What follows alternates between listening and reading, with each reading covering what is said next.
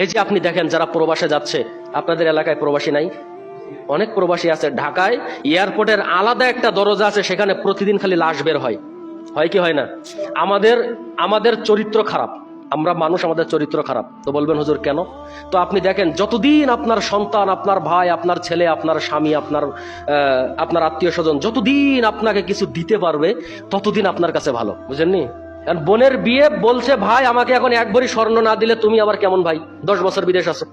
তো ও চিন্তা করে, আমার বোনকে খুশি রাখতে হলে আমাকে 1 মাস রাত দিন 24 ঘন্টা পরিশ্রম করতে হবে, আমার ঘুমালে চলবে না, কারণ আমার বোনের মন জয় করতে হবে। এদিকে মা বলতেছে যে সবাইকে দিলি, এখন আমার মেয়ের বিয়ে, এখন আমি তো খালি গলায় যাই কিভাবে, আমার একটা চেন দিস, তার দাম 1 লাখ টাকা। সে চিন্তা করবে তার মানে আমাকে আরো 1 মাস না ঘুমিয়ে থাকতে হবে, আরো 1 মাস না খেয়ে থাকতে হবে, পরিশ্রমের পর পরিশ্রম করতে হবে। ভাই বিদেশে কি টাকা এমনি আসে?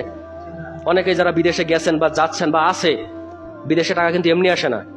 অনেক মানুষ আছে এখান থেকে। কয়েক বছর আগে আমার এক মুসল্লি আমি ফোন দিয়েছি ঈদের দিন বিকালে। তো কথা হতে হতে এক পর্যায়ে বললাম, ভাই আজকে ঈদ কেমন কাটালেন? তো বলছে, হুজুর আল্লাহর কসম আজকে যে ঈদের দিন এটাই আমি জানি না। মালয়েশিয়াতে থাকতেন। বলছে যে হুজুর আল্লাহর কসম আজকে যে ঈদের দিন এটাই আমি জানি না, আপনি বললেন তাই আমার মনে হলো। তাহলে আপনি একবার চিন্তা করেন তো।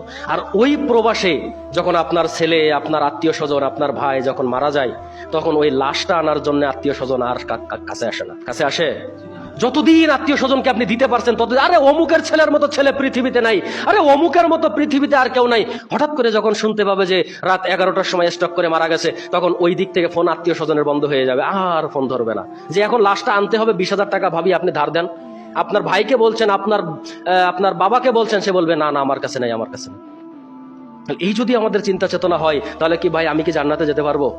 মানুষের প্রতি যদি আমার ভালোবাসা না থাকে, মানুষের প্রতি যদি আমার মহাব্বত না থাকে, তাহলে কি আমি পরকালে কি নাজাত পেতে পারবো? এই জন্য আল্লাহ সুবহানাহু ওয়া তাআলা বলছেন 102 নম্বর সূরা তাকাসুরের 1 এবং 2 নম্বর আয়াত, আল্লাহ রাব্বুল আলামিন এখানে বলছেন যে আলহাকুমুত তাকাসুর হাত্তা জুরতুমুল মাকাবির, প্রাচুর্যের প্রতিযোগিতায় তোমাদেরকে গাফেল করে রাখবে যতক্ষণ না পর্যন্ত তোমার কবরের সাথে সাক্ষাৎ হয়।